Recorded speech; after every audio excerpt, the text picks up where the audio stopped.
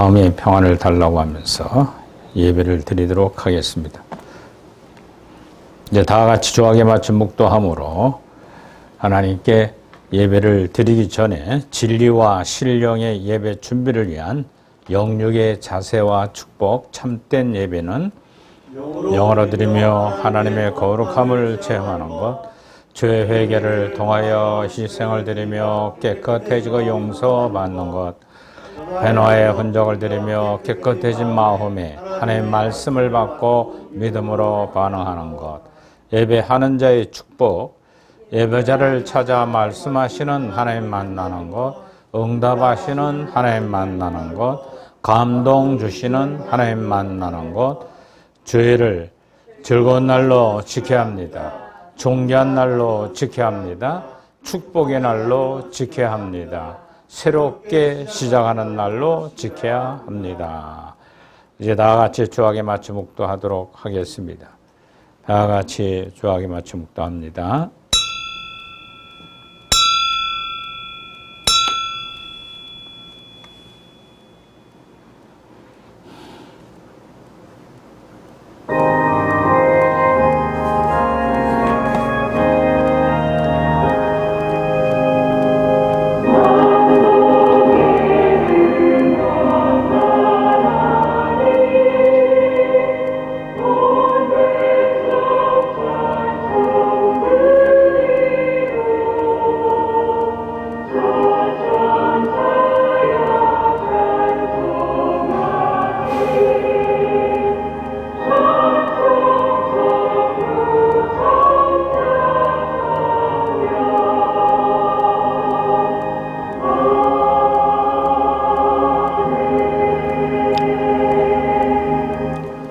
이 세상이나 세상에 있는 것들을 사랑하지 말라. 누구든지 세상을 사랑하면 아버지의 사랑이 그 안에 있지 아니하니, 이는 세상에 있는 모든 것이 육신의 정욕과 안목의 정욕과 이생의 자랑이니 다 아버지께로부터 온 것이 아니요 세상으로부터 온 것이니라. 이 세상도 그 정욕도 지나가되 오직 하나님의 뜻을 행하는 자는 영원히 거하니라. 아멘. 전능하신 하나님 아버지, 그리스도의 이름으로 오늘도 거룩한 주님의 교회를 찾아 예배하는 모든 이들에게 성령이 충만한 시간이 되게 하옵소서. 하나님, 그로 말미암아 내 속에 온 성령은 밝은 빛으로 진리로 생명력으로 임하여 자신을 바라보며 성령에 충만하여 십자가의 대속의 은총으로 사함을 받고 평강과 위로와 기쁨이 넘치는 예배가 되게 하옵소서. 모든 예배 순서를 주께 의탁하며 예수님의 이름으로 기원하옵나이다. 아멘. 다 같이 일어나셔서 52장 찬양을 하나님께 올립니다.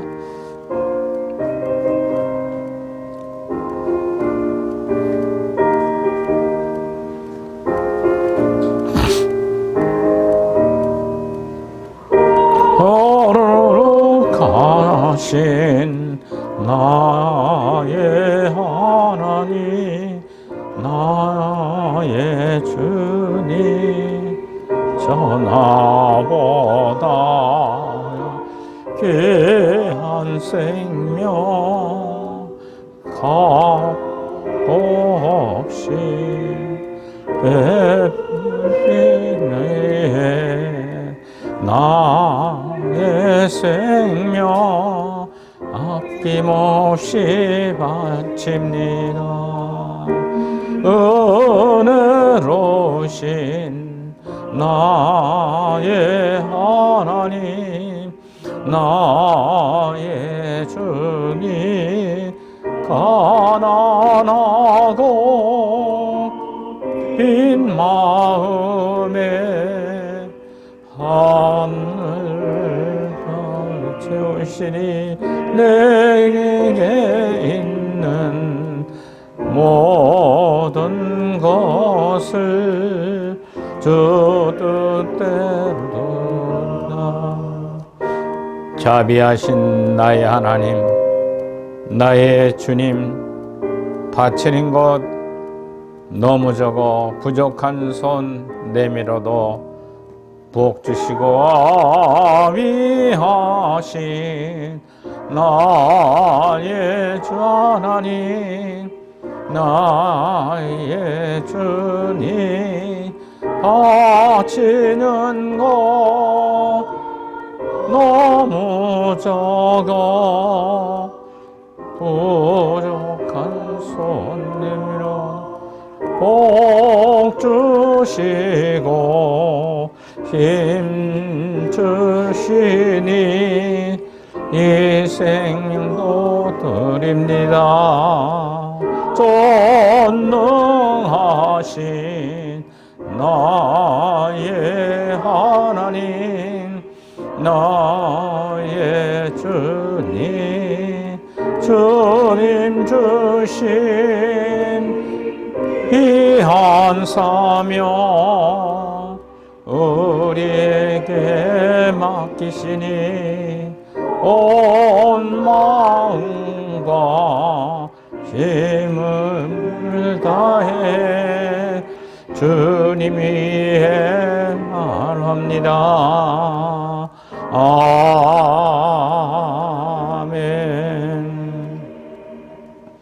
회개를 해서 우리 다 같이요.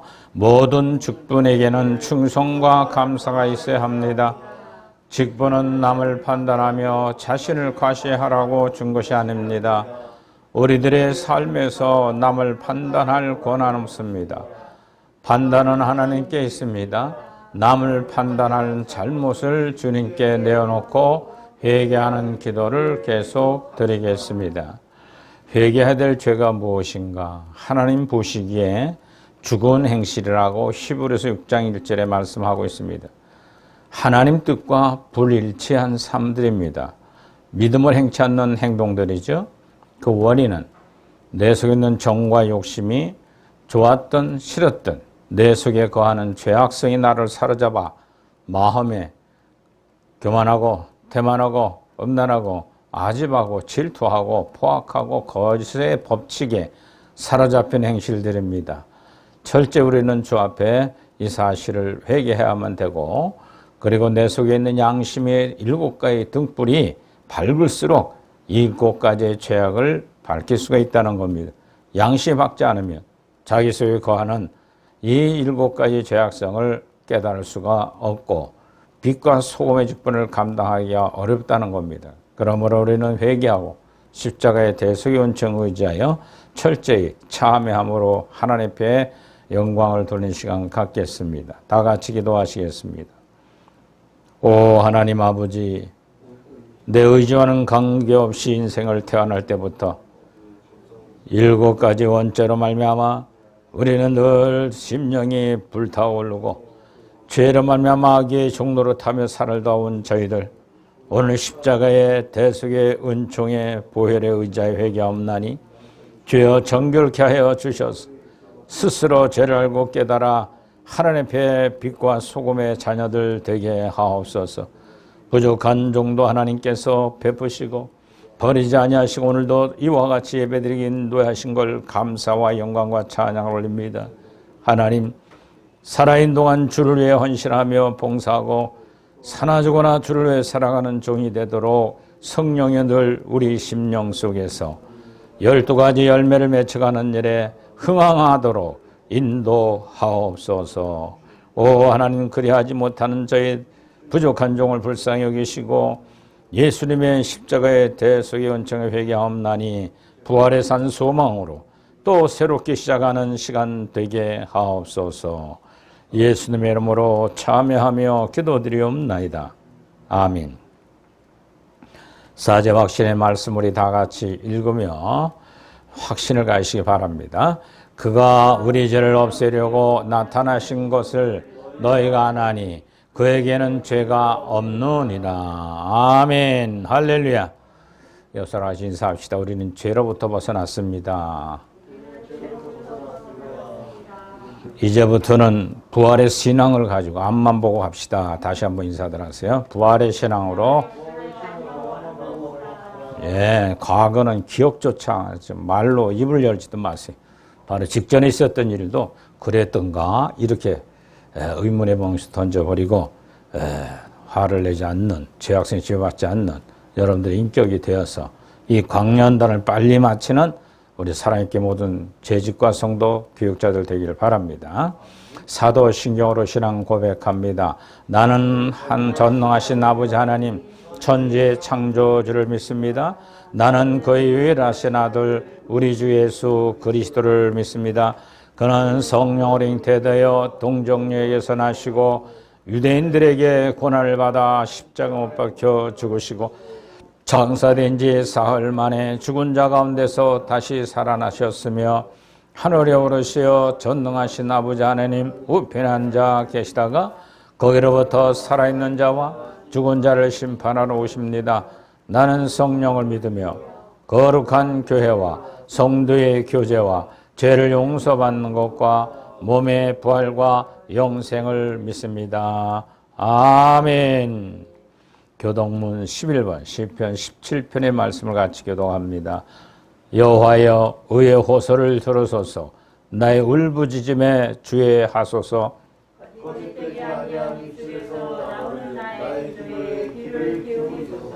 주께서 나를 판단하시며 주의 눈으로 공평함을 살피소서.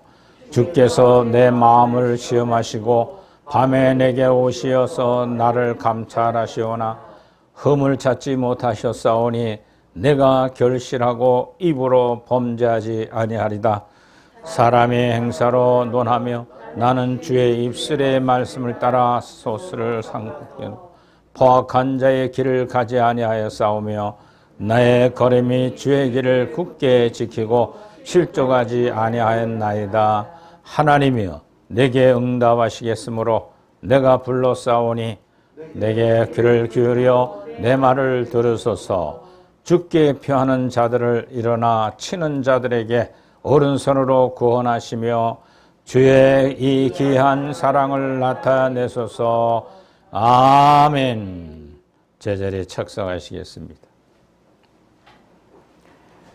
기도하겠습니다. 하나님, 사랑의 교회를 부족한 종을 세워 영적으로 인도하며 그들의 삶을 지도하게 하신 거 감사합니다. 이제 주님 편 앞에 예배했으니 다시는 과거로 돌아가는 생각이나 마음 먹지 않게 하시고 깨끗이 보일러 시침 받은 자와 같이 밝은 빛 진리 안에 현재와 미래를 바라보고 달려가는 하나님의 사람들이 되게 하옵소서. 어리석은 자가 과거를 돌이켜보며 불평, 원망, 짜증, 신경질 내며 인생의 살맛을 잃어버렸다고 할 때가 많습니다. 더위 무더위 속에 덥다고 혈기를 내거나 짜증을 부린 일이 없도록 우리 모두를 붙들어 주시니 감사합니다. 이제 덥든 춥든 비가 오든 모든 것 개의치 말고 주님만 바라보고 그 나라와 그 일을 소망하는 믿음들로 복되게 하옵소서. 예수님 이름으로 기도드리옵나이다. 아멘. 예배를 해서 우리 이진 전사님 나오셔서 대피기도, 성경봉독 그리고 찬양까지 해주시겠습니다.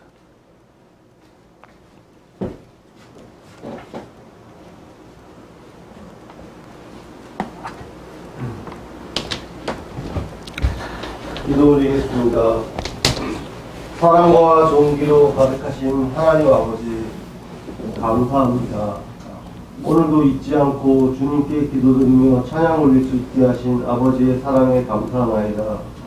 오는 발걸음이 가벼웠던 만큼 기쁘게 아버지께 예배드릴 수 있는 저희 되게 하옵소서. 범사에 감사하며 매 순간 기도 올리는 저희가 될 수 있도록 주님 인도하여 주옵소서. 아버지 회개하나이다. 이웃을 내 몸과 같이 사랑하라 하셨거늘 저희는 그러하지 못하였나이다.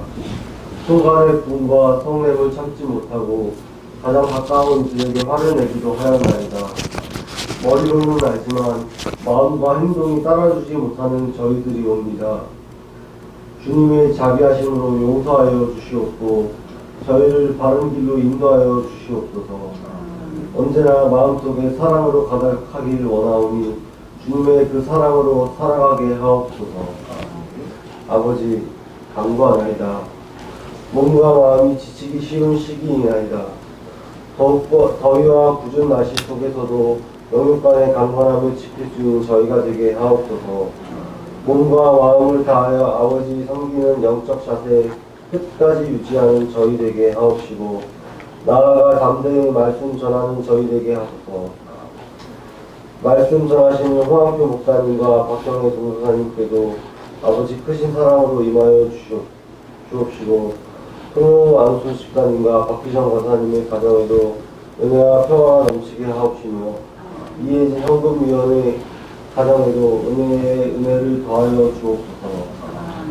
식사 교제와 오후 예배를 허락하신 아버지 뜻 따라 사랑의 교회에도 풍성함이 깃들게 하옵시고 경찰 선교와 교정 선교 그리고 다문화 선교에 있어서도 뚜렷한 열매를 맺게 하옵소서. 은혜와 평강이 저희와 함께하여 주시옵고 모든 것 주님께 의탁하오며 다시 오실 예수 그리스도 이름 받들어 아버지 아들 간곡히 기도드렸사옵나이다. 아멘.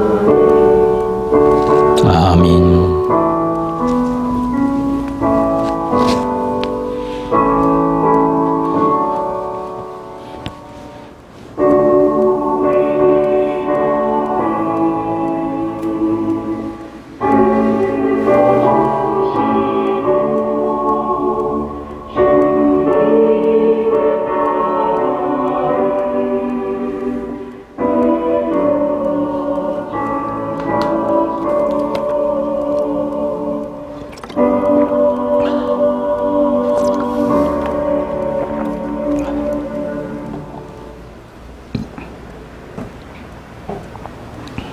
오늘의 말씀은 요한복음 9장 35절로 41절까지의 말씀입니다.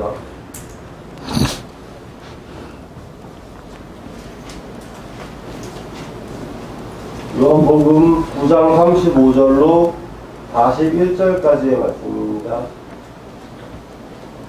다 찾으셨으면 한 절씩 교독하도록 하겠습니다. 예수께서 그들이 그 사람을 쫓아냈다는 말을 들으셨더니 그를 만나사 이르시되 내가 인자를 믿느냐? 대답하여 이르되 주여 그가 누구시오니까 내가 믿고자 하나이다. 예수께서 이르시되 내가 그를 보았거니와 지금 너와 말하는 자가 그이니라. 이르되 주여 내가 믿나이다 하고 절하는지라. 예수께서 이르시되 내가 심판하러 이 세상에 왔으니 보지 못하는 자들은 보게 하고 보는 자들은 맹인이 되게 하려 함이라 하시니 바리새인 중에 예수님과 함께 있던 자들이 이 말씀을 듣고 이르되 우리도 맹인인가. 다 같이 읽으시겠습니다. 예수께서 이르시되 너희가 맹인이 되었더라면 죄가 없으려니와 본다고 하니 너희 죄가 그대로 있느니라. 아멘. 다시 찬송 352장 십자가 군병들아를 하시겠습니다.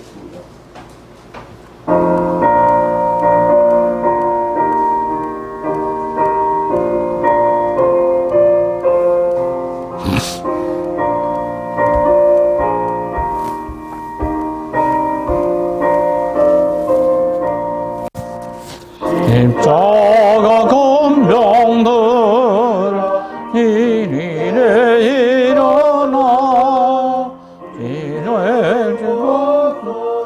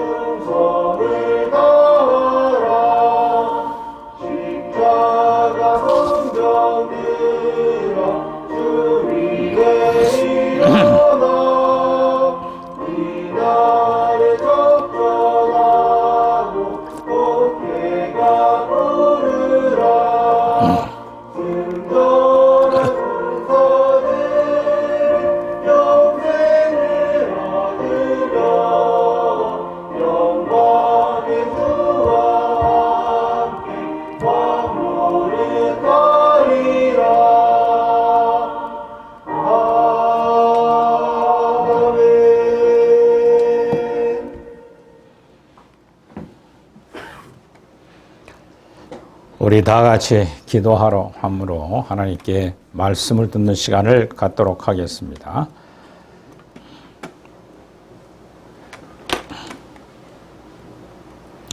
오늘 이 시간 함께 하신 하나님, 말씀에 주옵소서. 들을 수 있는 영적인 귀가 열리게 하옵소서. 그러 우리가 증거하며 참다운 맹인에서 영적인 눈을 뜨는 저희들로 인도하옵소서. 예수님의 이름으로 기도드리옵나이다. 아멘. 할렐루야.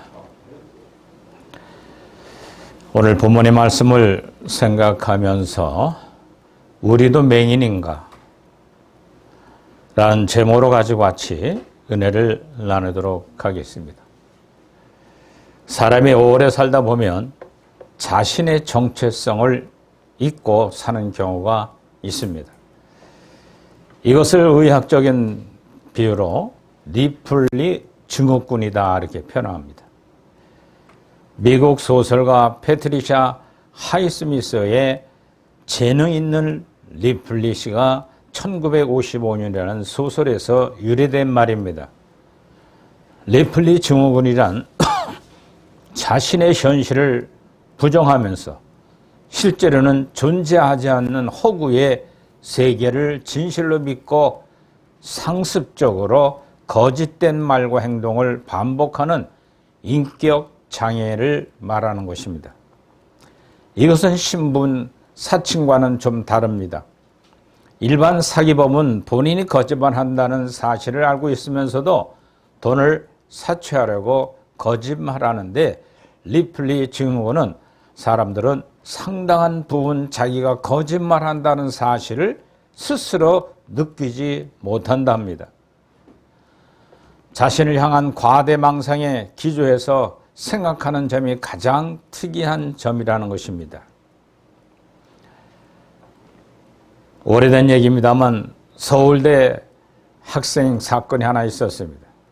1983년도 2월 17일자의 기사에 따르면 1979년부터 4년간 서울대학교 법과대학을 학생으로 행세를 했다가 졸업앨범을 만드는 과정에서 가짜 학생임을 들통이 됩니다. 그는 서울대학교의 측의 사진 밑에 학번과 성명을 기입하기 위해서 학칙을 확인하던 중에 그가 가짜 학생이라는 사실을 발견하게 됩니다. 서울대학교 법과대학을 졸업한 게 아니라 2년제 신고대학의 경영학과를 졸업한 사람인데 서울대를 매일 학교를 간 거예요.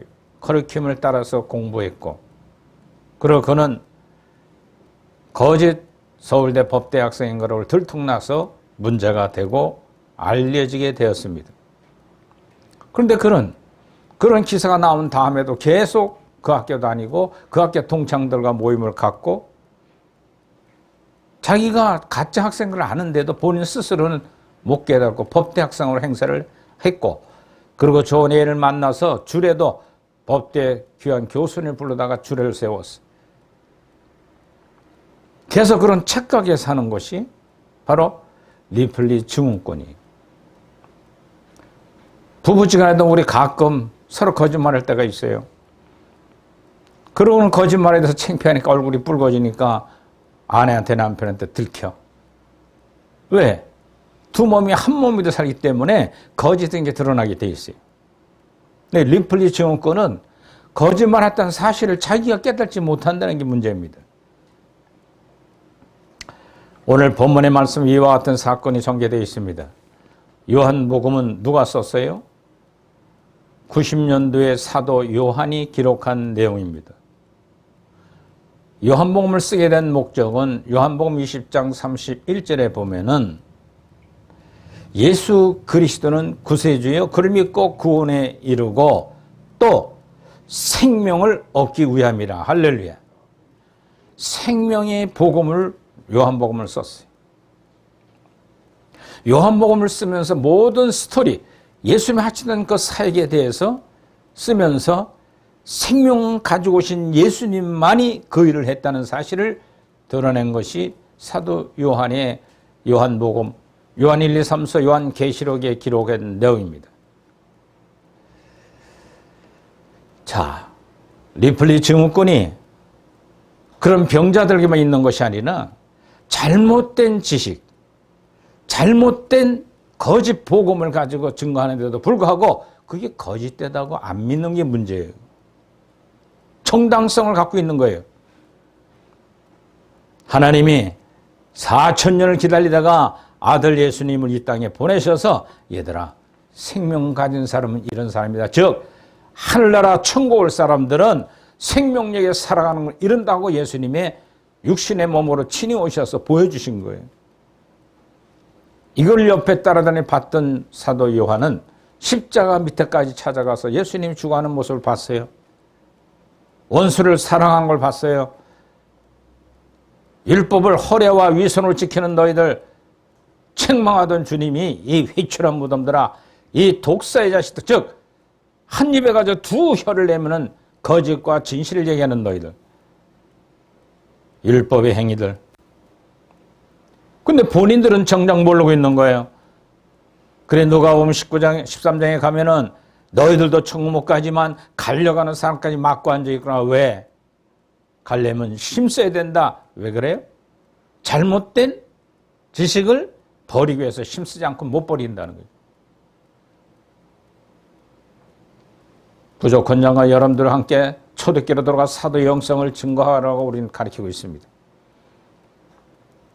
초대교회에 오셨던 주님의 그 시대에 유대인들이 자기들의 잘못을 모르고 정당성을 만들어 놓고 천국을 잘못 증거하고 있을 때 하나님이신 예수님이 오셔서 친히 생활로 보여줬던 내용을 사도 요한이 90년도에 70년도에 예루살렘 성이 다 파괴 없어지고 20년 후에 사도 요한은 요한복음 요한 1, 2, 3서를 쓰며 생명을 가진 특징이 이것이다라고 요한복음에 기적과 표적을 보이면서 생명 가지고 행하셨던 예수님의 사역을 증거했습니다. 마태, 마가, 누가 이 세 복음서는 50년, 60, 70, 65년대에 쓴 거예요. 그렇기 때문에 예수님을 구세주로 했다는 잡혀가서 사형당하고 핍박이 오면서 죽을 각오라고 썼던 거예요. 근데 70년대 유대인 예루살렘이 다 파괴되고 전서가 흩어졌기 때문에, 그리고 20년 후에 사도 요한은 이제 방해할 사람이 없어요. 그 요한복음을 있는 그대로 생명의 복음을 다 막 드러낸 거예요.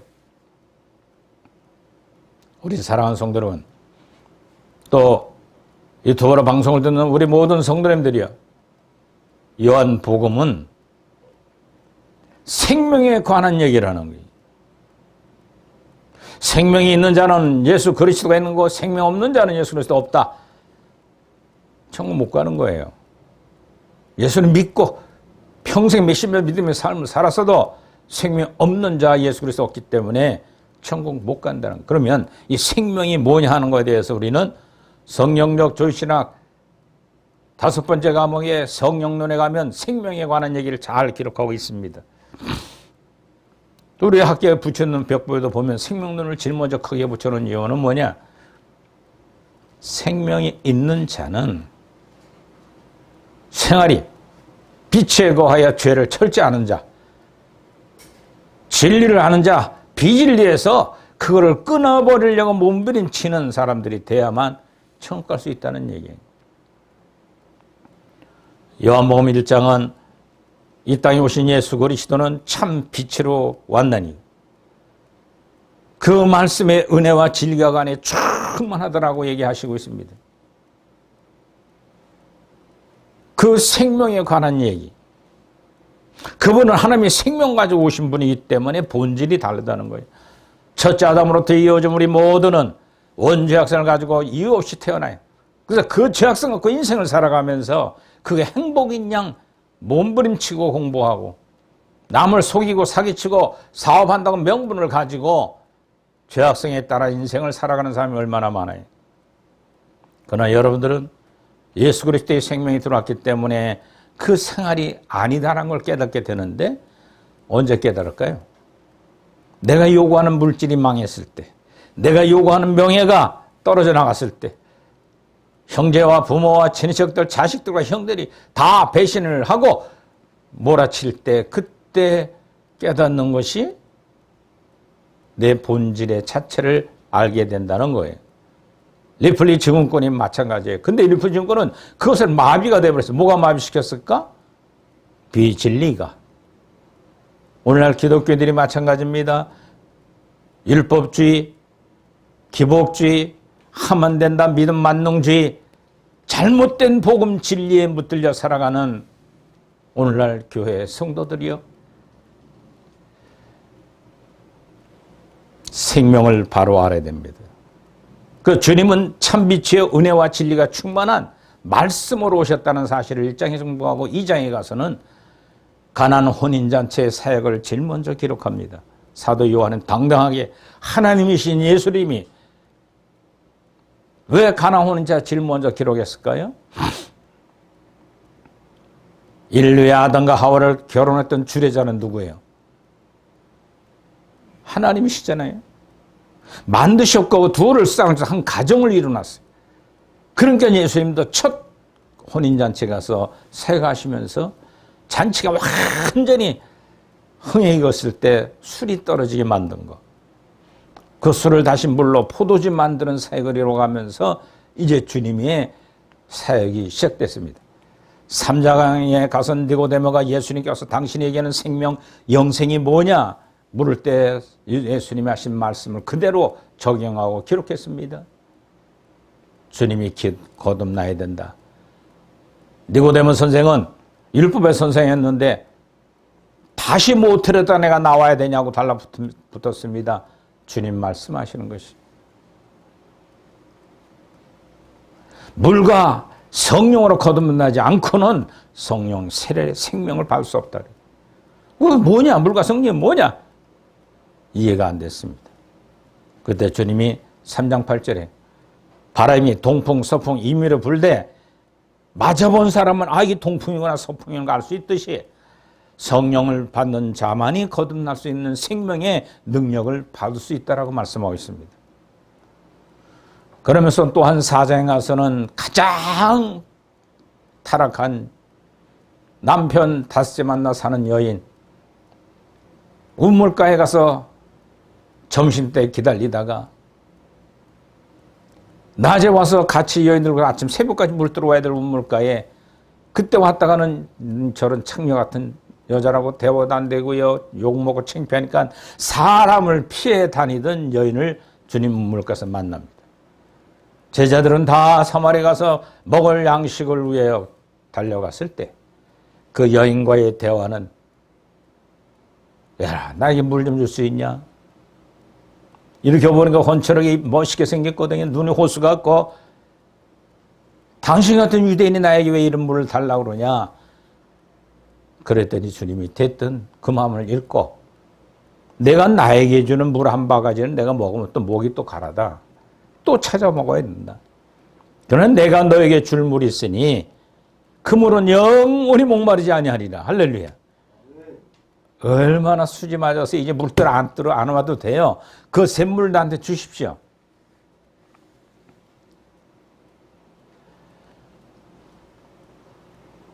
지금 두리박도 없고 물을 풀 물도 그릇도 없는 사람이 어떻게 나에게 물을 준다고 그러냐. 육신의 눈을 가지고 육신의 생각 물로 약간 얘기를 하는 겁니다. 그러나 예수님은 그 즉시 그 속에 있는 내면을 끌어내요. 내 남편을 데려와라. 내 남편이 없습니다. 또 거짓말합니다. 끝까지 거짓말을 해요. 그래, 내 남편 없는 게 당연하다. 주님 말씀하잖아요. 내 남편은 여기 있다. 나를 만나야 영생의 기쁨이 너의 속에 목마르게 있을 거라. 할렐루야. 생명을 얘기하는 거예요. 그때 그 여인이 눈을 떠서 보니까 당신은 선지자로서이다. 왜? 죄를 지적하니까. 깜짝 놀랐죠? 너무 마음에 시원한 행복이 치고 찾아왔어요. 뭐예요? 생명에 들어오고 나니까 죄 문제가 아주 깨끗이 치유되면서 기쁨이 있었던 거예요. 늘 나는 가늠한 여인, 남들 앞에 쓸 수 없는 창녀 같은 여인, 그 걸칫거던 것이 싹 씻어내렸어요. 너무 좋아서 사마리아 땅 뛰어들어가서 여러분들 와보시오. 메시아가 여기 있나이다. 할렐루야. 메시아가 누군지도 모르는 창녀 같은 여인이었어요. 주의 말씀의 능력에 붙들렸더니 그렇게 고백하며 전도자가 된 것을 기록합니다. 그새에 제자리에서 먹을 양식을 가져왔나이다. 그러니까 주님이 이미 나는 다 먹었다. 걱정하지 마라. 그리고 그 여인이 데려오는 많은 무리들이 달려오는 걸 보고 이제부터 너희들이 추수할 때가 됐다. 그들을 잘 전도해서 생명을 넣어주라고 4장에 말씀하고 있습니다. 그리고 5장에 가서는 사도 요한이 뭘 기록했을까요? 베데스다 연못가에 앉아있는 38년 된 안질병이를 고치는 역사가 일어납니다. 그 베데스다 연못가에는 하루에 하나 천사가 내려와 물만 동할 때 제일 먼저 들어가는 사람만 그 병이 났어요. 그러니 38년 된 안질병이 얼마나 다리 펴지기를 기다리고 고제했을까요? 잠도 안 자고 막 물 동하는 걸 보았을 거예요. 그렇게 애절함이 있는 그를 찾아와서 주님 말씀하기를 내 병을 낫고자 원하냐? 그랬더니 어떻게 나와요? 생명이신 예수님 말씀을 듣고요. 그 반응이 믿음으로 반응하는 사람이 있고 악으로 반응하는 사람이 있어요. 화가 번쩍 나가지고요. 내가 먼저 들어가라고 했더니 저것들이 먼저 들어갔나이다. 그럼 나는 못 건칩니다. 이런 거예요. 하나님의 생명은 본질이요. 일방적으로 우리를 부르시고 일방적으로 들어와 우리에게 모든 걸 능력 있게 행해나가는 줄 믿으시 바랍니다. 생각과 방법으로 과학적으로 되는 게 아니에요. 성령 충만함은. 그것들이 주님이 있다가 내가 일어나서 가는 게 옳으냐 아니면 물에 뛰어 동할 때까지 기다리는 게 옳으냐.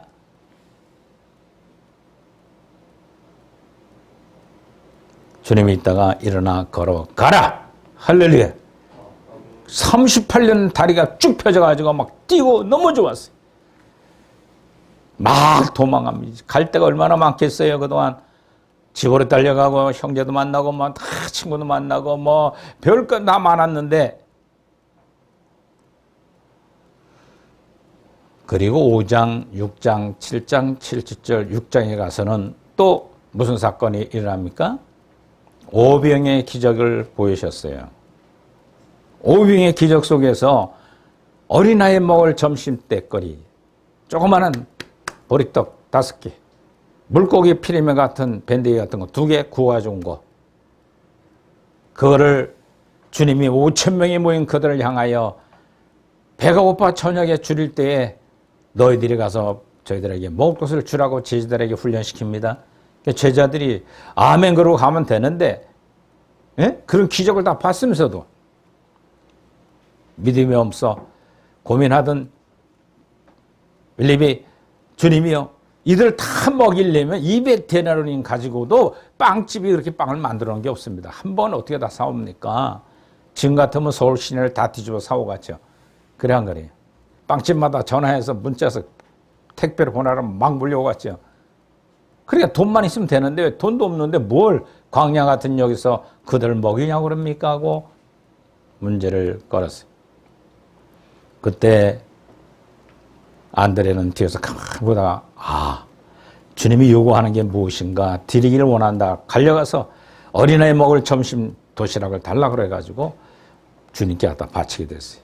그걸 들고 하늘으로 축사했더니 5,000명이 먹고도 12강주리가 남았다는 기적을 얘기하십니다. 그리고 주님은 슬그머니 산으로 도망가셨어요. 육신에 먹을 것, 입을 것, 잘 것, 좋은 거 해결해야 되면 그분이 최고인 양 쫓아다니기 때문에 도망가셔요. 항상 기적을 베풀고. 그리고 그 다음날 아침에 저 갈릴리 호수를 건너 만나자. 그리고 제자들은 배를 타고 밤에 이제 건너가다 큰 풍랑 만나는 사건이 기록되어 있어요. 죽을 판이 됐는데 주님이 바다 속에 썩 나타나셔서 너희들 왜 염려하느냐? 베드로가 있다 보니까 오 주님이여 나도 주님처럼 걷기를 바다 위를 걷기를 원합니다 했더니 그래 와라. 주님 바라보고 바다를 파도 평랑 속에 뛰어들어서 달려올 때 바다 위를 걸어오십니다. 그날 옆에 파도를 보니까 죽었거든요. 육신의 생각하니까 물에 빠지고 말았습니다.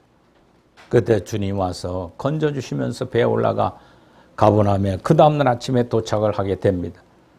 전날 저녁에 먹었던 많은 무리들이 다시금 가버나움에 모여서 눈동자가 초록초록 아침 먹을 거 주세요. 어제 저녁 먹을 거 줬으니까. 그때 주님은 교훈하신 게 있어요. 너희들 어제 먹은 거 다 썩었지? 뭐로 나왔어요? 대변으로 다 배설됐지? 썩을 양식을 위해 구하지 마라. 영생할 양식, 생명을 위해 구하라. 할렐루야. 이 말씀을 하시고는 성만찬의 기념을 예언하며 남고 십자가에 죽는데 내 피와 살을 나누는 자에게 영생하는 기쁨이 있을 거라고 교훈한 것이 6장의 말씀이에요. 그리고 7장에 가서 7절의 사건을 설명하고 나서 8장에 가서 간음하다 걸린 여인을 치료하시고 용서하시는 놀라운 기적을 기록하고 있습니다. 자, 그러면서 중요한 게 오늘 본문의 9장이 시작됩니다. 9장은 태어날 때부터 장님된 자가 치유받는 역사의 기록이에요. 그 중에 마지막 절이 오늘 본문에 나오고 있습니다. 장님된 자 앞에 서서 장님자가 생각해 보니까 뭐 웅수리 선생님 뭐 어쩌고 그러는데 이가 장님된 자가 조상 탓입니까? 부모 탓입니까? 하는 본인이 죄 때문에 장님으로 평생 삽니까? 얼마나 갑갑하겠어요. 그것도 괴로워 죽겠는데 베드세다 목가의 5장에 나타난 38년 안진뱅이는 예수님 말씀하실 때 본질을 얘기 못 알아듣고 저 물가에 내가 먼저 가야 되는데 저것들이 먼저 남다고 불평을 했어요. 근데 이 장님은 말없이 가만히 듣습니다. 그런데 주님 말씀하기를 부모 조상이나 부모 탓이 본인이 죄 문제가 아니라 하나님의 영광을 위하여 태어나부터 장님됐다 이거예요. 그럼 화 좀 날 거 아니에요? 베드 연못가 있던 38년 된 자처럼 누구야? 그러고 막 지팡이 들고 흔들고 너희들 누군데 나를 조롱해 혈기방장할 텐데 그게 전혀 없어요. 그때 주님이 가만히 앉아서 흙에 침을 뱉어나 눈에다 떡떡 발라주더니 이제 그것을 요단강에 가서 닦아라. 그러면 내가 눈을 뜨리라. 요단강 물은 더러운 물이에요. 그런데 말없이 순종했어요. 가서 씻고 보니까 눈을 번쩍 떠준 거예요. 얼마나 광명한 빛이 들어왔어요. 근데 보니까 얘기하던 제자들이고 다 없어졌어요. 슬그머니 다 떠나셨죠. 그러면서 오늘 37절부터 예수를 만나는 장면이 본문에 기록되는데 그 말씀을 해주고 있는 겁니다. 하나님은 우리에게 믿음을 선물로 주셨습니다. 어떤 형체를 가지고 있는 믿음이지만 반드시 필요한 믿음을 바로 알아야 우리가 올바른 신앙생활을 할 수가 있습니다. 예수님은 태어났을 때부터 맹인이 되었던 사람들의 눈을 띄워주시며 우리에게 믿음의 눈을 뜨라고 권면하고 있는 것이 오늘 본문의 말씀입니다. 믿음을 질문하는 예수님, 자기를 보여주기를 원하는 주님, 영안을 뜨게 하시는 예수님, 거짓 믿음을 아시는 예수님께서 그들에게 참 믿음을 가르쳐주고 있는 겁니다. 우리는 자주 신앙적인 도전을 받을 때가 있습니다. 내가 예수님을 보았는가? 보지 못하는 예수님을 진실로 믿을 수 있는가? 내 믿음의 실체는 무엇인가? 나는 거짓 믿음을 가지고 있지는 않은가? 내가 진정으로 구원받고 천국 갈 수 있을까? 이러한 질문들의 약이 될 수도 있고 독이 될 수도 있습니다. 약은 된다는 말은 올바른 믿음을 소유할 수 있다는 것이고, 독이 될 수 있다는 건 말은 회의적인 믿음이 빠질 수가 있다는 것입니다. 그러면 믿음이란 무엇인가? 믿음의 모양도 색채도 냄새도 만질 수도 없습니다. 실제로 존재합니다. 그런데 세상에 탄생서부터 맹인되었던 사람을 예수님께서 눈을 뜨게 하시면서 그 날에 하필이면 유대인들이 모든 행동을 금지하고 안식일이었단 얘기입니다. 그래서 예수님께 그를 만져서 어떻게 물으셨는가? 오늘 본문의 37절에 이제 그 맹인하고 헤어진 다음 눈을 뜬 그는 부모를 유대인들이 유혹했어요. 내 아들이 진짜 태어날 때부터 장님인가?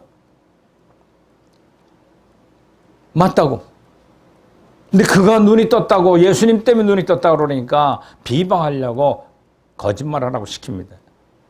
그때 이 맹인된 사람은 아니 내 눈을 분명히 그분이 뜨게 하시는데 내가 왜 거짓말합니까? 진실을 주장하면서 쫓겨나게 됩니다. 유대인에서 족보를 파헤쳐버리고 말아요. 그러다가 성전에서 만납니다. 내 양은 내 음성을 들으며 나를 그들을 알며 그들은 나를 따르리라. 내가 그들에게 영생을 주노라. 영원히 멸망하지 않을 것이요 또 그들이 내 손으로 빼앗을 자가 없느니라. 그들을 주신 내 아버지의 만물보다 크심에 아무도 아버지 손에서 빼앗을 자가 없도다. 할렐루야. 생명을 가진 그. 그래서 36절에 주님께서 그 사람을 회당에서 만났을 때 주님께서 말합니다. 주여 그가 누구시오니까? 내가 믿고자 하나이다 하고 고백을 합니다. 그때 예수님께 이르시되 내가 그를 보았거니와 지금 너와 말하는 자가 그러라. 이르되 주여 내가 믿나이다 하고 절하는지라 하고 맹인됐다가 눈뜬 사람은 예수님을 성전에서 만납니다. 눈 감고 장님 때 들었던 음성이에요. 근데 그 음성이 생명의 음성인 걸 아는 거예요. 근데 그 음성을 들으면 네가 나를 아느냐? 맞다. 이분이다. 내가 주를 아나이다. 주여 내가 믿나이다 하고 절을 했습니다. 예수님께 이르시되 내가 심판하러 이 세상에 왔으니 보지 못하는 자들을 보게 하고 보지 못하는 맹인들을 되게 하려 함이라. 바리새인들 중에 예수님과 함께 있던 자들이 이 말씀을 듣고 이르되 우리도 맹인이냐? 나도 맹인이냐고 달라붙어요. 예수님께 이르시되 너희가 맹인이 되었다면 죄가 없으려니와 본다고 하니 너희도 너희 죄가 그대로 있느니라. 할렐루야. 첫째는 세상을 두 분류의 장애인들이 있습니다. 누가 장애인이었을까요? 초대교회 바리새인들, 율법을 하는 율법주의자들이 장님이에요. 한 사람은 자신의 정 때문에 주님을 찾아와 영적인 눈을 뜨게 된 사람이고, 다른 한 사람은 자신이 온전하다고 믿기 때문에 예수님을 배척하는 영적 시각 장애인들입니다. 예수님께서 고침을 받은 시각 장애인들은 첫째 분류에 속합니다. 근데 예수님의 길을 가실 때 날 때부터 보지 못하는 시각 장애인들을 만났습니다.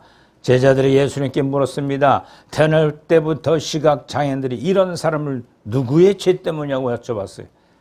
자기 죄 때문인가 아니면 부모들의 죄 때문인가 물었을 때 유대 랍비들은 아기가 못해서 죄를 지을 수 있다고 가르쳐 왔습니다. 그 당시에는. 창세기 25장 20절로 22절에 보면 그의 아내 리브가가 임신하였더니 그 아들들이 그가 태어서 서로 싸우는지라고 했습니다. 바로 랍비들이 여기서 야곱을 죽이려고 했다고 해석하고 있습니다. 그래서 시편 기자도 말하기를 시편 58편 3절에 보면 아기는 모태에서부터 멀어졌습니다. 그랬어요. 그러나 많은 사람들이 부모의 죄 혹은 부모의 잘못된 죄 때문이라고 생각할 때가 많습니다. 또 우리는 모태신앙이라고 얘기하잖아요. 우리 부모가 믿음을 가지면 내가 모태부터 신앙하고 태어났다. 잘못 표현하는 겁니다. 모두가 다 죄를 갖고 태어나는 인간들이에요. 첫째 아담으로부터 말미암아. 주님 말하기를 장님된 죄 문제는 조상이나 부모나 자기 죄 때문에 태어난 게 아니라는 거예요. 하나님의 하시는 일을 나타내고자 하심이라고 말씀했어요. 고난의 목적을 징조하시던 겁니다. 고난 앞에서 왜라고 질문을 집착하며 그 고난에 더 깊이 빠져들 수밖에 없는 진리를 알아야 됩니다. 그러나 목적에 초점을 맞춘다면 고난을 통해서 하나님의 영광을 드러나기 위한 삶을 살아야 됩니다. 모형적 진리 이스라엘 백성 애굽을 떠나서부터 40년 동안 광야길을 걸어 가나안 땅 가기까지 모세의 영적인 눈을 뜨게끔 말을 해서도 안 듣고요. 세상 육신의 정욕, 안목의 정욕, 이생이 된 자랑, 애굽으로 돌아가자. 그들은 다 죽였습니다. 하나님의 음성을 듣고 하나님을 볼 수 있는 눈을 줬는데도 불구하고 거기에 관심이 없었던 애굽을 떠난 이스라엘 백성들은 다 죽였어요. 마찬가지입니다. 우리도 영적인 광야길을 가는 저와 여러분들은 천국 갈 때까지 영의 눈을 떠야 됩니다. 할렐루야. 맹인대처럼 살아가면 안 됩니다. 어느 훌륭한 목사님의 설교, 어느 또 훌륭한 철학가 얘기가 옳다고 진리를 믿고 하는 사람이 너무 많아요. 철학의 여러분들 구원 못 시킵니다. 소크라테스가 구원 못 시킵니다. 타 종교들이 가르치는 가르침에 구원시키지 못하는 겁니다. 기독교만이 특특한 것은 생명이신 주님이 성령이 가져와 우리를 불러주신 걸 믿으시 바랍니다. 그럼 생명의 특질을 바로 알아야 생명 속에 행복하게 살 수 있는 거예요. 할렐루야. 생명의 특질은 뭐예요? 청명하게 살면 부유를 누려요. 순결하게 살면 하나님의 아가페적 사랑이 부어져요. 지킬 수 없는 모세에 주신 율법, 또 지킬 수 없는 예수님의 계명, 마태복음 5, 6장에 나타나는 산상수훈의 말씀을 주님 하신 말씀이 지킬 수 없었지만 지킬 수 있도록 도와주는 은혜. 할렐루야. 사람이 할 수 있거든. 무슨 말이냐. 하지 못하는 일은 결코 안 시킨다고 했어요. 여러분들 은총의 성령 충만해 보세요. 원수오른밤 때리면 아이고 얼마나 힘들 나를 때리겠냐. 이쪽 왼뺨까지 때려줘. 당신 마음을 푸십시오. 오래 가자면 심리가 할 수 있어요. 속옷 달려면 거저까지 다 줄 수가 있어요. 거저 받았으니 거저 줘야 돼요. 왜 유대인들에게 이걸 주님이 교훈했을까요? 율법의 행위를 가지고 주장하면서 자기들은 다 됐다고 하는 리플리 증후군에 걸려있는 그들, 이걸 뒤집어 놔야 되는데 도대체가 안 들어먹어요. 기적과 표적을 그렇게 많이 보여줘서 대항만 하지 달라붙질 않아요. 자기들은 하나님의 아들이여 유대인이라고 하는 자긍심 때문에 그들은 안 됐던 거예요.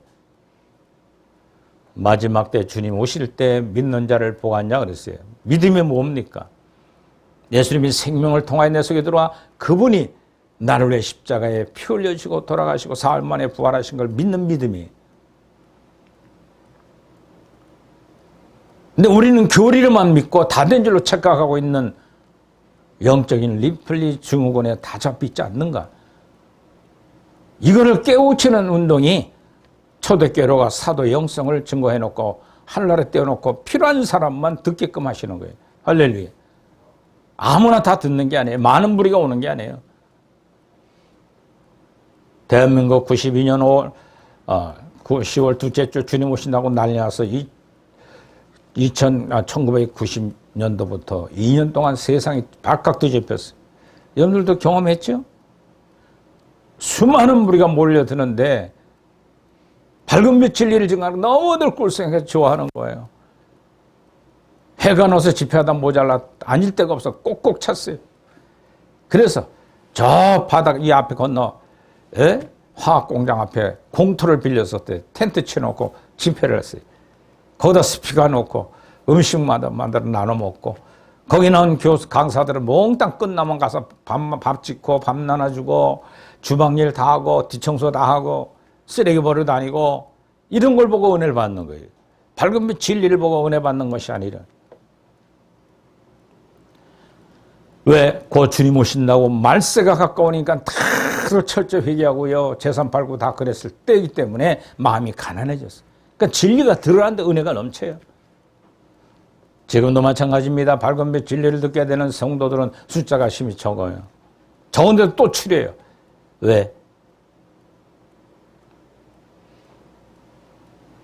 연단을 받는 기간에 있는 성도들이 듣는 진리예요. 할렐루야.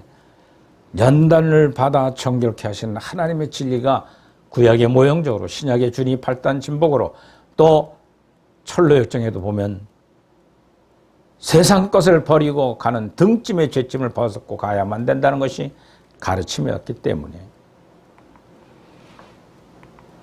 오늘까지 이 자리에 나와 예배드리고 설교를 듣는 여러분들은 생명의 진리에 붙들린 줄 믿으시 바랍니다. 할렐루야. 두 번째는 전에는 맹인이었지만 지금은 밝게 보고 있는 사람이었습니다. 먼저 예수님은 맹인이었던 사람을 쫓겨났다는 소식을 듣고 찾아오셨습니다.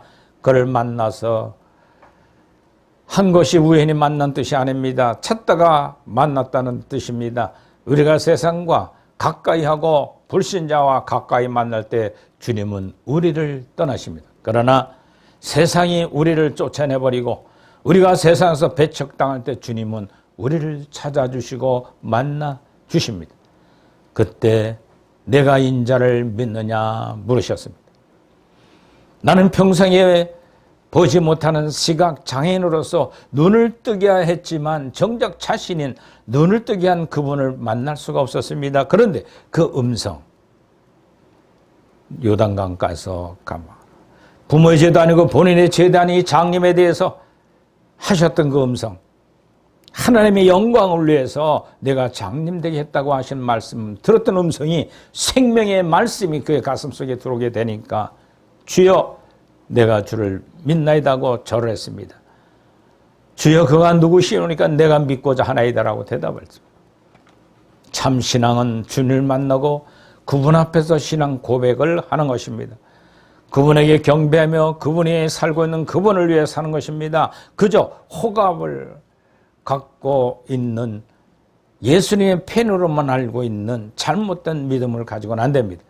신앙 없는 남편도 자기 아내가 믿는 예수님 편을 듭니다. 직장에서 동료들 교회를 비난하고 예수님을 욕하며 싫어하고 변론을 하려고 합니다. 그러나 이것만 가지고는 신앙이라고 할 수가 없습니다. 예수님은 이 사람을 찾아와 오셔서 불분명한 신앙의 확신을 넣어주신 겁니다. 그는 비로소 예수님께 절하고 신앙을 고백합니다. 주여 그가 누구시오니까 내가 믿고자 하나이다. 할렐루야. 주여 내가 믿나이다. 고백. 믿게 하시는 것도 우리 속에는 성령이 하시는 거예요. 할렐루야. 고백도 성령이 와서 하시는 건데 주님이 가르치신 것처럼 생명의 특질은 역설적이에요. 영어로 파라독스로 가는 것처럼 모든 종교인간이 노력하면 죄 문제 해결받는다고 하지만 우리 기독교만은 일방적인 신적인 능력이 오는 타력 종교예요. 거기에 붙들린 저와 여러분들은 정말 복된 사람들 믿으시 바랍니다. 할렐루야. 세 번째는 그러나 눈을 떴지만 보지 못하는 사람이 있습니다. 예수님은 이 사람을 용기 있는 행동을 보고 말씀합니다. 내가 심판하러 이 세상에 왔으니 보지 못하는 자들을 보게 하고 보는 자들은 맹인이 되게 하려 함이라. 그러자 바리새인들은 우리도 맹인인가 하고 달라붙어요. 그러고 비웃었습니다. 그들은 두 눈을 뜨고 있으나 맹인이 아니라고 생각했습니다. 또 신앙적으로 지식적으로나 누구 못지않게 율법을 알고 깨닫다고 하는 자부심을 가진 그들입니다. 이런 교만함에 자신들의 눈을 멀게 한 것입니다. 영적인 맹인, 이 눈을 뜨게 되면 무엇이 다가올까요? 첫째로는 즉 예수님 믿고 구원받다는 잘하는 사람들, 첫째로 먼저 자신의 죄를 보게 합니다. 할렐루야. 자신의 죄가 뭐예요? 내 속에 거하는 죄. 사도 바울이 로마서를 쓰게 된 목적은 부활한 주님이 내 속에 들어오고 나니까 원하는 법 선을 향창고 원처럼 악심이 내 속에 원자가 있다는 걸 고백하는 것이 로마서 7장의 고백이에요. 눈을 뜬 장님, 영적으로 눈이 뜬 사람들은 자기를 먼저 바라봐야 돼요. 어찌하여 형제 눈 속에 있는 티를 보고 내 눈 속에 있는 들보를 깨닫지 못하느냐. 마태복음 7장 3절에 말씀한 것은 어째 내 속에 간 원죄를 모르고 남의 죄를 지적하느냐. 이게. 여러분들 부부싸움 할 때 화 먼저 내는 한쪽은 어때요? 볼 때. 응? 아내가 막 덥고 짜증 쓰고 신경질 할 때 가만히 쳐다보면 참 뭐에 잡혀 있는 것 같아요? 예? 죄악성이 잡혀가지고 막 포악하고 승질내고 막 열개나잖아요. 한 가지만 좋은데 왜 또 지나간 것까지 다 끌어다 붙이고 무거운 짐을 지느냐 이게. 그래 안 그래요? 남편 되시는 분들. 또 남편이 아내를 마음을 몰라보고 자꾸 괴롭히는데 보면은 거짓말하는 게 분명한데 말을 안 해. 그 속 터져 안 터져요? 아내들이요. 그럼 거짓성이 잡혀서 지금 그것이 죄인지를 모르고 있는 그들에게 어떻게 돼요? 서로가 포악한 아내에 향해서 기도해 줄 수밖에 없어요. 왜 그러냐고 달라붙으면 싸움이 길어져 안 길어져요? 길어지죠. 왜 거짓말하고 달라붙으면 계속 문제만 걸리는 거예요. 그냥 믿고 바라주세요. 할렐루야. 할렐루야. 디모스 1장 15절에 말하는 것처럼 눈을 뜬 후에 나는 죄인인 중에 괴수라 그랬어요. 두 번째로는 그리고 예수 그리스도를 보는 눈이 열리는 겁니다. 많은 바리새인들과 서기관들이 예수님을 보고도 그가 누군지 알지 못하는 장님이라고 지적했습니다. 눈을 뜬 이 사람들이 솔직하게 그가 죄인인지 내가 알지 못하나 한 가지 아는 것은 내가 맹인으로 있다가 지금 보는 것이니다. 할렐루야. 나중에 사도 바울이 된 바울도 다메섹 도상에서 예수를 만나고 눈이 벌쩍 떠졌어요. 율법이 잘한다고는 잘못된 리플리 증오권에서 벗어나서 주님이 일방적으로 부활한 주님이 들어오게 되니까 자기 속에 원죄가 있는 것 가지고는 난 지옥 갈 수밖에 없다. 로마서 7장 24절의 고백이 오라 공관 죄인우다. 이 사망의 무엇을 누가 나를 건져주려고 회개할 때 주님께서 25절에 하나님께 감사하다. 예수 그리스도로 말하면 내가 구원 받았으니 이전 내가 죄사함을 받았노라. 할렐루야. 8장의 고백을 하는 겁니다. 마지막 세 번째로는요. 그뿐만 아니라 사명을 보게 됩니다. 바울은 지금까지 예수 믿는 사람들을 잡아가두는 것이 하나님을 위한 일이라고 생각했습니다. 그러나 그가 예수님을 만난 것부터 주여 무엇을 하기를 원합니까? 하고 사도행전 22장 10절에 묻습니다. 이때 주님은 주께서 이르시되 일어나 다메섹으로 돌아가라. 내가 해야 할 모든 일들이 거기서 누가 기다리리라. 이 기도하는 사람이 아나니아가 일어납니다.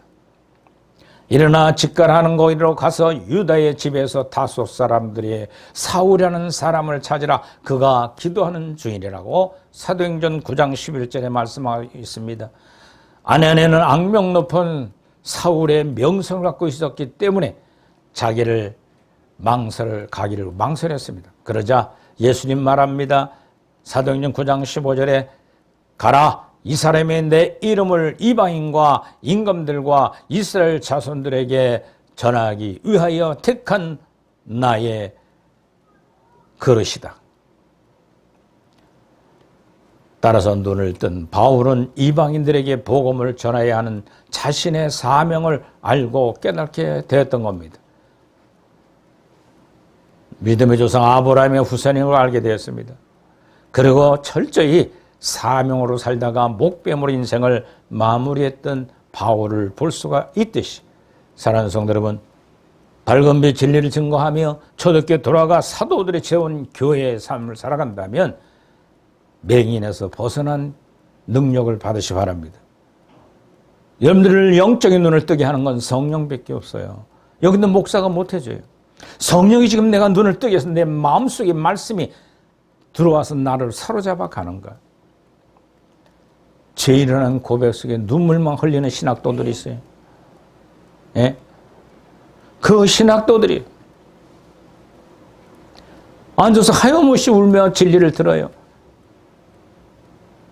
그때 이럴 걸 저럴 걸 사기 있는 숲 속에 죄를 발견하고 이젠 자기를 위해 철저히 회개하고 사명받아 봉사하겠다고 신학을 공부하는 학도들이 선생도들입니다.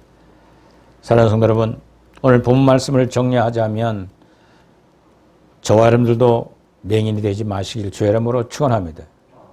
영적인 눈을 떴던 사울이 바울이 된 것처럼 영의 눈을 뜨고 사도들의 가르침을 밝혀라.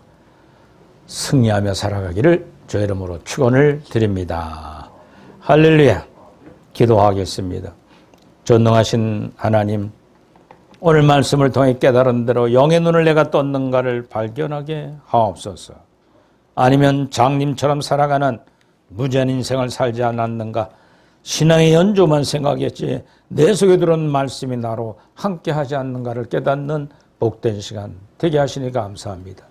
이제 주를 위해 살다가 주를 위해 가는 하나님의 사람들 되게 하옵소서. 늘 성령님의 인도함 따라 승리하는 삶이 되기를 간절히 빌고 원하올 때에 예수님 이름으로 기도드리옵나이다.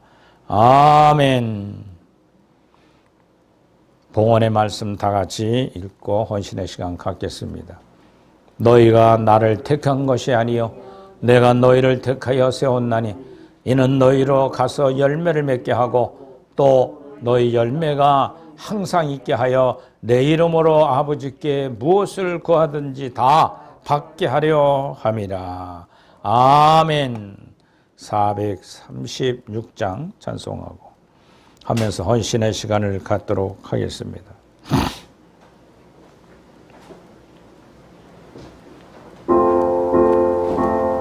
나 이제 새 생명 얻은 몸, 옛것은 지나가고 새 사람이로다.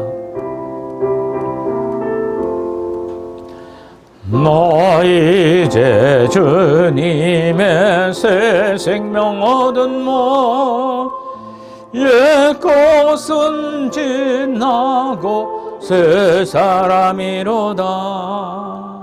그 생명 내 맘에 강같이 흐르고 그 사랑 내게서 해같이 빛난다.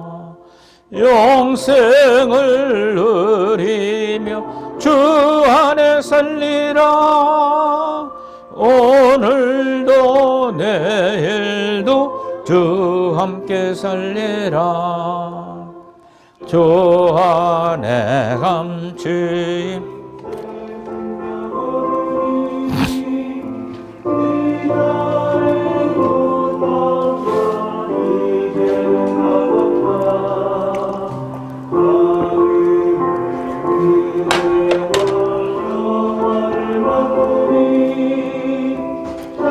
성과 기도로 주 함께 살리라. 영생을 누리며 주 안에 살리라. 오늘도 내일도 주 함께 살리라.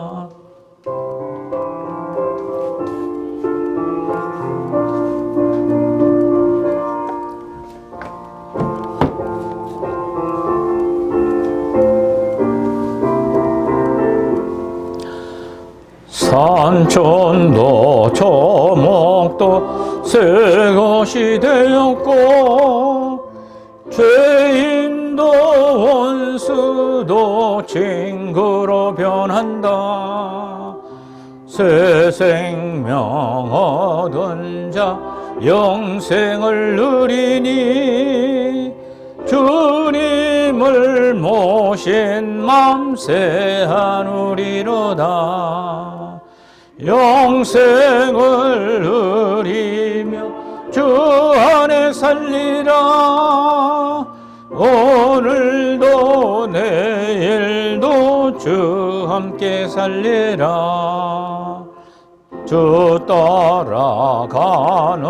길 험하고 멀어도 찬송을 부르며 뒤따라가리라.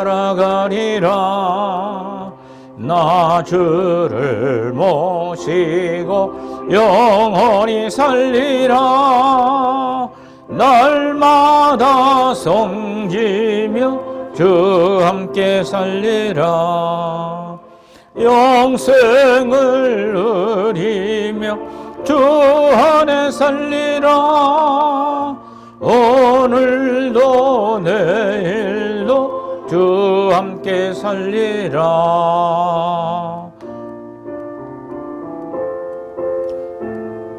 봉헌 축복 기도하겠습니다.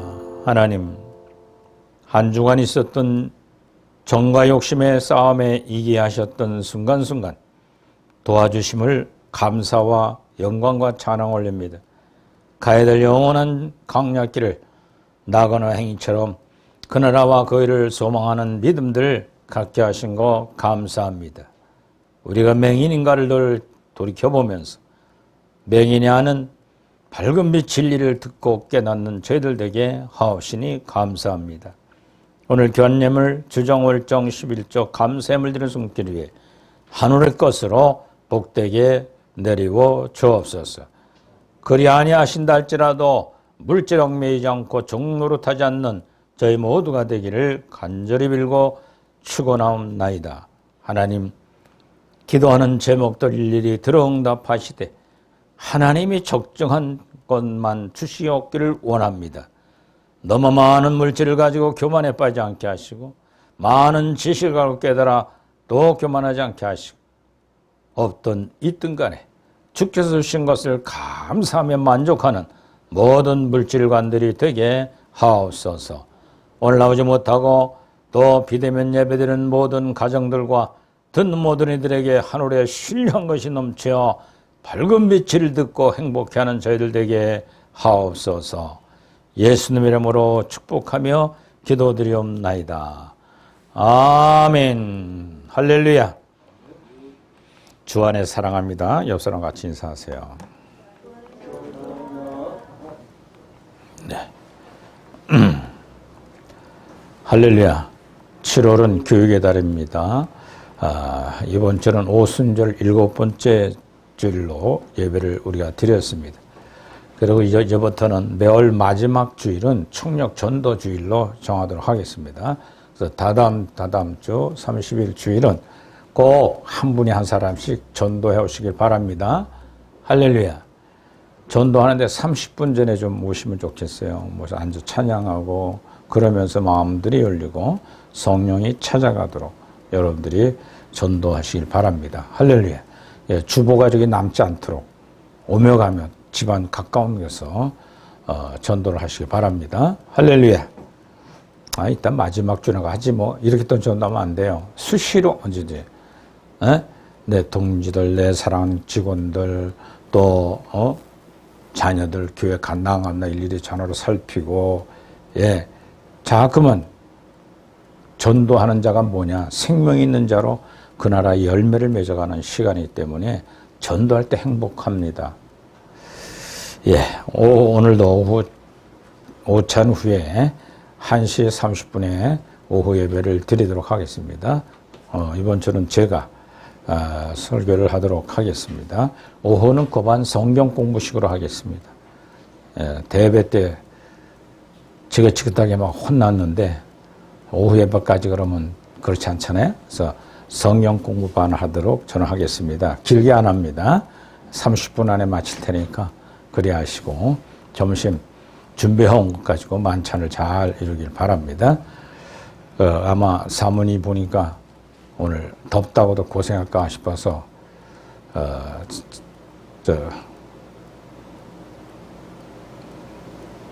예?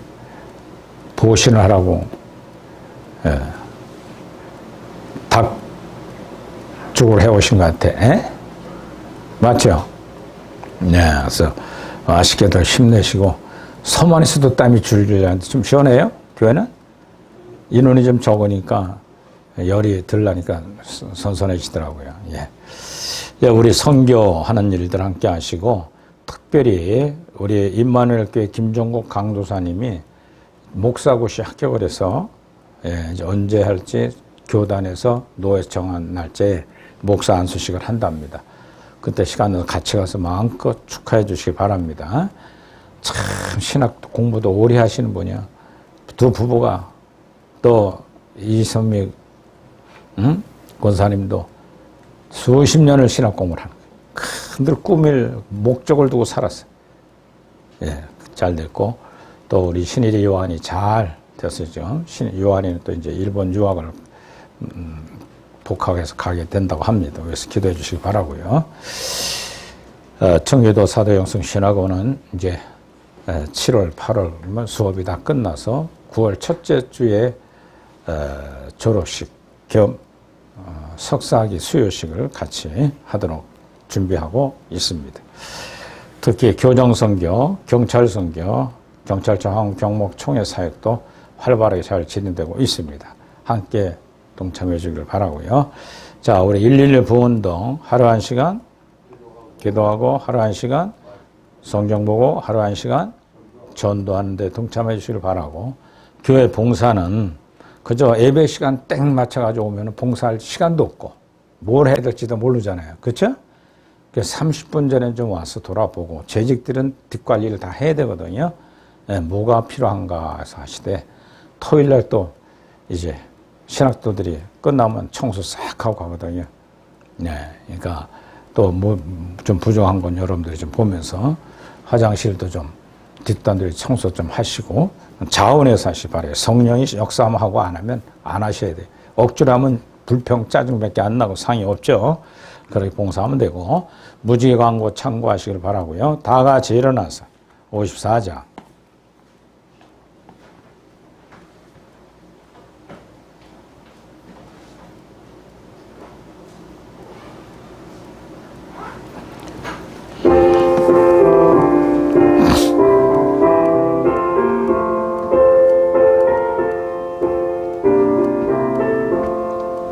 주여 복을 비옵나니 면이 가게 하시고, 사람마다 주내로 이기도록 하시고, 하나님이 우리 함께 항상 계시옵소서.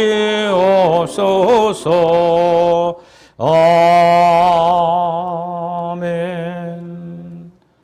내가 심판하러 세상에 왔으니 보지 못하는 자들을 보게 하고 보는 자들은 맹인이 되게 하려 함이라. 하나님이 원하시는 생각과 말과 행동을 보면서 그대로 실천하는 한 주간을 살아가야 합니다.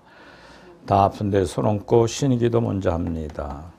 없다고 생각한 분은 가슴에 손을 대고 내적 질환을 위해 간절히 기도하는 시간 같습니다. 예배하는 자들은 영혼이 잘 됐습니다.